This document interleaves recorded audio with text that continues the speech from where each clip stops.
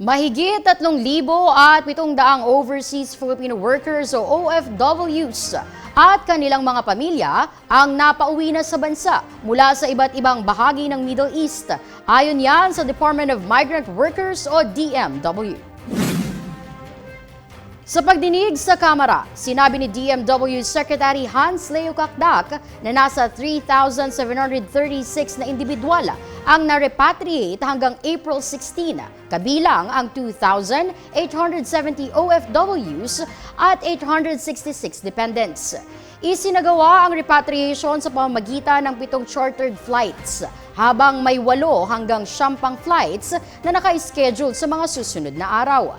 Sa kabuuan, umabot na sa 4,611 ang napauwi simula March 5 sa pamamagitan ng commercial at chartered flights. Ayon sa DMW, mahigit 21,000 na individual ang kanilang natulungan sa iba't ibang serbisyo, kabilang ang agarang assistance at reintegration programs.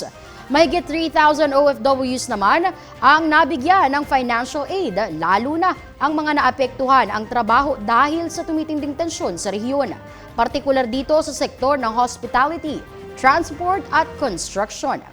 Tiniyak naman ng ahensya na magpapatuloy ang tulong at paghahanap ng trabaho para sa mga umuwing manggagawa.